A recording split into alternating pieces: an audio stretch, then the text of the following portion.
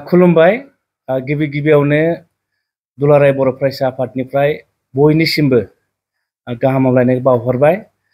बे समाव आङो नोंथांमोनखौ फोरमायनायजों लोगोसे हांख्रायनानै जोबोद गोजोननाय मोनदोंदि दुलाराय बर' फरायसा आफादा जोङो कलागुरु बिष्णु प्रसाद राभानि 55थि थैनाय सानखौ जोङो राभा दिबस महरै गाजा गोमजायै फैगौ 20 जुन 2024 खालाराव जोङो खुंफुंनो जों आखायाव लादों।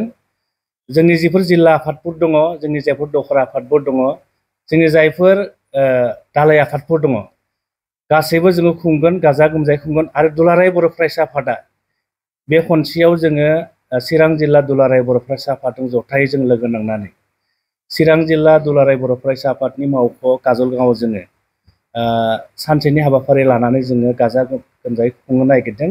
आरो बे हाबाफारियाव गाहाय आलासि महरै दुलाराय बर' फरायसा आफादनि हांख्रायनाय बायदियै बाहागो लागोन गुवाहाटी मुलुगसोलोंसालिनि प्रफेसर अनिल कुमार बर' बिथां सारा।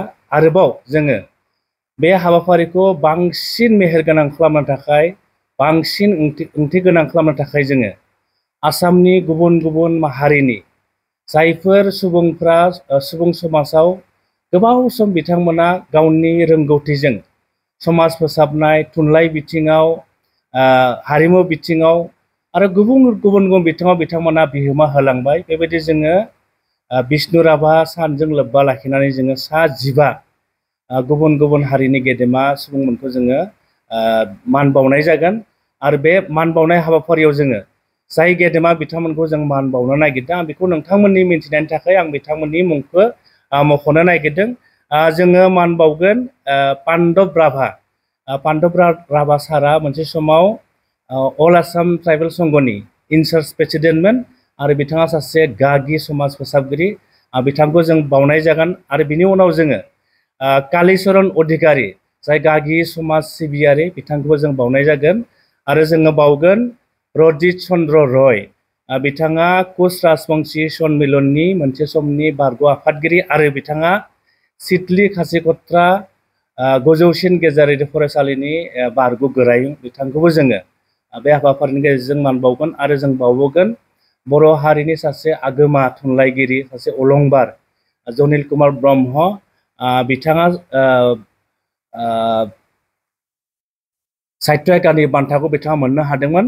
आरो बिथाङा सासे मोजां लिरगिरि, मोजां समाज फोसाबगिरि। बिथांखौबो जोङो हाबाफारिनि गेजेरजों मान बावगोन। आरो जोङो बावबोगोन मोनसे समनि दुलाराय बर' फरायसा आफादनि मानव गेदेर आफादगिरि, बर' थुनलाइ आफादनि बारग' मानिनां गाहाय नेहाथारि आरो बिथाङाबो सासे मोजां लिरगिरि आरो साहित्य एकाडेमि बान्था मोननाय गबिन्द बसुमतारी सार। बिथांखौ जों बावनाय जागोन।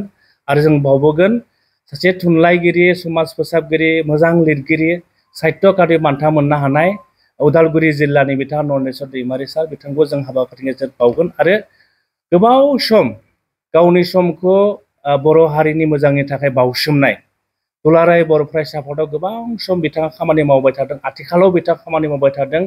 बिथाङा आथिखालाव दुलाराय बर' फरायसा आफादनि बोसोनगिरि बिबानाव दङ, खुंख्रा स्वर्गियारि। बिथांखौबो जोङो जारिमिनारि राभा दिबस फालिनायनि गेजेरजों जों दुलाराय बर' फरायसा आफादनिफ्राय बिथांखौबो जों मान बावनो थाखाय थांखि लादों। आरो जों बावबोगोन देबोरगाव गोजौसिन गेजेरारि फरायसालिनि बारग' गोरायुं। आथिखालाव बिथाङा बर' आइजो लिरगिरि गौथुमनि बोसोनगिरि आरो बिथाङा मोनसे समाव बर' आइजो लिरगिरि गौथुमनिबो मानिनां आफादगिरिमोन, उत्तरा बसुमतारी। बिथांखौबो जों सासे बर' हारिनि गोख्रों आइजो महरै जोङो राभा दिबस फालिनायनि गेजेरजों जों बिथांखौ मान बावनो नागिरदों। आरो जों बावबोगोन रुकाखाता हायार सेकेन्डारि स्कुलनि बारग' प्रिन्सिपाल हिरण्य नाथ आरो बिथाङा सासे मोजां समाज फोसाबगिरि। बिथांखौबो जों हाबाफारिनि गेजेरजों मान बावगोन। आरो जोंनि गेजेराव दङ केबि देउलकेसि हायार सेकेन्डारि स्कुलनि रङियानि आरो बिथाङा सासे मोजां समाज सिबियारि। बिथाङानो जाहैबाय बशिष्ठ बर' सार। बिथांखौबो जोङो जोंनि फारिलाइयाव मान बावजागिरि महरै जों लाखिनाय जादों। आरो जोंनि गेजेराव दङ सासे जोबोद मोजां समाज फोसाबगिरि। बिथाङा ड्रामाटिस्टबो, बिथाङा मिउजिशियानबो, आरो बिथाङा पाब्लिशारबो, आरो बिथाङा जाहैबाय अर्गेनाइजार सुजुगिरिबो आरो बिथाङा सासे मोजां इन्टारप्रिटार बिथाङानो जाहैबाय पुलक अधिकारी बिथांखौबो जोङो हाबाफारिनि गेजेरजों मान बावनो थाखाय जोङो थिरांथा लादों आरो जों बावबोगोन आथिखालनि आसाम अनुसूचित जाति परिषदनि मानिनां आफादगिरि आरो बिथाङा सासे मोजां समाज फोसाबगिरि बिथाङानो जाबाय परमेश्वर सूत्रधर बिथांखौबो जों हाबाफारिनि गेजेरजों मान बावगोन आरो जोंनि गेजेराव दङ मोनसे समाव आसाम सानथालि साहित्य सभानि मानिनां लोगो आफादगिरि आरो आथिखालाव बिथाङा रुनिकाटा हाई स्कुलनि बारग' फोरोंगिरि आरो सासे मोजां समाज फोसाबगिरि बिथाङानो जाहैबाय पल्टन मार्डि बिथांखौबो जोङो मान बावनो थाखाय थांखि लानाय जादों। दुलाराय बर' फरायसा आफादाव गाहाय नेहाथारि महरै खामानि मावबोनाय बर' थुनलाइ आफादाव बिथाङा गाहाय नेहाथारि महरै खामानि मावबोदोंमोन आरो बिथाङा मोजां सासे लिरगिरिबो समाज फोसाबगिरिबो आरो बिथाङानो जाहैबाय राजन खाख्लारि सार बिथांखौ जों मान बावनाय जागोन आरो 15 नम्बराव जोङो दुलाराय बर' हारिमु आफादनि बारग' आफादगिरि आरो बिथाङा रेडिअ सेन्टारनिबो सासे आर्टिस्ट मोजां मिउजिशियान मोजां मेथाइ लिरगिरि मोजां समाज फोसाबगिरि रजनी स्वर्गियारी बिथांखौबो जों हाबाफारिनि गेजेरजों मान बावनाय जागोन आरो दुलाराय बर' फरायसा आफादा जों अरायबो जोङो जोंनिफोर जायफोर गेदेमा दङ बिथांमोनखौ जों अरायबो मान होयो सिबियो आरो जोङो कलागुरु बिष्णु प्रसाद राभा बिथाङा जिबायदि आसामाव जोंनो जिखिनि बिहोमा होलांबाय बिथांनि जि सान्थौ आरो सानस्रि बेखौ फोथांना लाखिनाया दुलाराय बर' फरायसा आफादनि बिबान आरो ओंखायनो जोङो राभा दिबस फालिनायनि गेजेरजोंनो आसामाव रायजो जानाय गुबुन गुबुन हारि माहारिनि गेजेराव जोङो